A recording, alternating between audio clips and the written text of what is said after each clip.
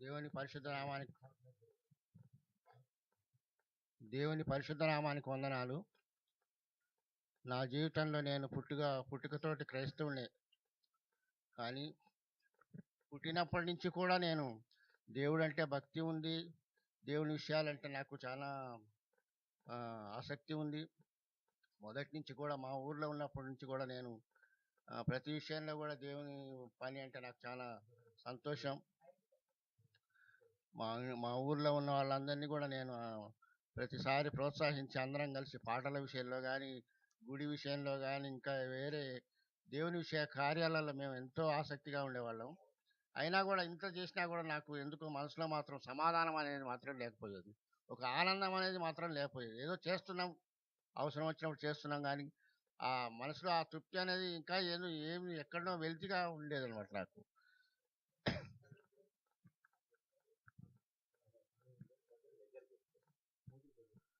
అట్లా నేను వండుకుంటూ ఊర్లో మేము ప్రార్థన విషయంలో కానీ, ఇతరుల సమస్యల విషయంలో కానీ ఎంతో ఆసక్తి కనబరిచి వారి కొరకు ప్రార్థన చేయటం ఇవన్నీ జరిగినాయి. మేము ఇంకా ఊర్లో పిల్లలందరినీ బాగా ఎంకరేజ్ చేసి వాళ్ళని గురువులుగా చేయడానికి కూడా మేము చాలా ప్రయాసపడి అందరినీ మా ఊర్లో సుమారుగా, మీరు చిన్న ఊరే కానీ 8 మంది గురువులు అయ్యారు మా ఊర్లో. అంతా నాకంటే చిన్న పిల్లలే వాళ్ళంతా. అంతా నేను చెప్పినప్పుడు నా మాటలు వినిపోయిన వాళ్ళంతా. అట్లా మేము ఎన్నో ఆసక్తి ఉంది గుడి విషయంలో, కానీ నాకు సంతోషం అయితే హృదయంలో సంతోషం ఏంటి కలగలే.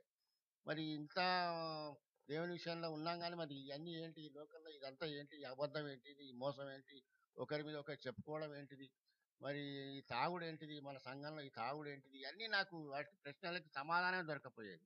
మరి ఎందుకు ఇంత నామకార్థంగా ఉంటున్నాం మనం అనేది ఒక ప్రశ్నగానే ఉండిపోయేది అనమాట. అలాగూ జీవిస్తూనే ఇక్కడికి వచ్చిన తర్వాత, జడ్చర్లకు వచ్చిన తర్వాత నేను బ్రదర్ డేవిడ్ గారి వాక్యం విన్నాను కొన్ని రోజులు. ఆ వాక్యం విన్నప్పుడు కొన్ని సత్యాలు నాకు తెలిసిపోయినాయి. ఇది కాదు, మేము ఉన్నది సరైనది కాదు, ఇదంతా ఒక ఆచారం లాగానే అనిపించింది అనమాట. అందుకోసం నేను మొదటి నుంచి కూడా ఎవరికి భయపడేవాడిని కాను, సంఘానికి భయపడేవాడిని కాను, ఇంట్లో పెద్దలకు భయపడేవాడిని కాను. నేను నమ్మింది మాత్రం ఖచ్చితంగా చేసేవాడిని. ఆ రకంగా నేను ఇంట్లో ఉన్నప్పుడు డేవిడ్ బ్రదర్ మాటలు విని ఈ చర్చి కూడా రాకుండా డేవిడ్ బ్రదర్ దగ్గరికి కూడా వెళ్ళేవాడిని. నేను ఎవరిని లెక్క చేయకపోయేవాడిని. నాకు ఏది మంచిగా అనిపిస్తే అది చేసేవాడిని. అట్లా బ్రదర్ గారి దగ్గర కూడా నేను 94 నుంచి కొన్ని ఏళ్ళు ఆ చర్చికి వెళ్ళాను.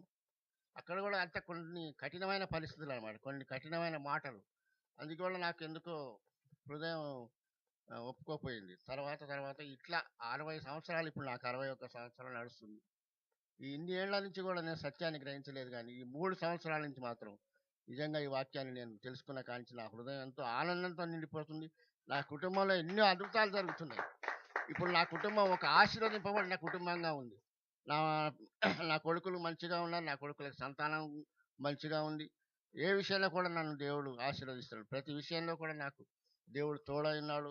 ఆ సమాధానం, నేను ఇన్నేళ్ళు ఎరగని సమాధానం ఇప్పుడు నేను ఎరుగుతున్నాను. నేను మా అమ్మ చనిపోయినప్పుడు కూడా నేను సంఘానికి భయపడలేదు.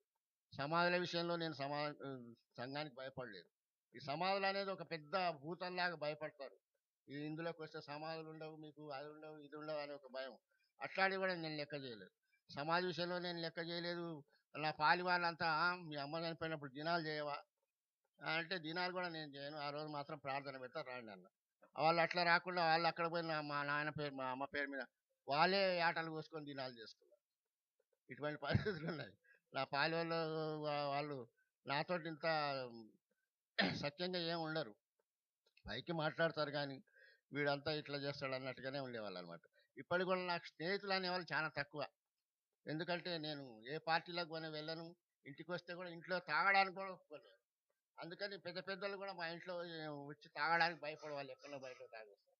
అట్లా నేను దేవుని వాక్యాన్ని నమ్ముకున్నా, దేవుని వాక్యం కోసం నిలబడదలుచుకున్నా. అందుకని దేవుడు నా బిడ్డలను ఆశీర్వదించినాడు. నా హృదయం ఇప్పుడు చాలా సంతోషంగా ఉంది. దేవుని నామానికి వందనాలు. నెక్స్ట్ రండి.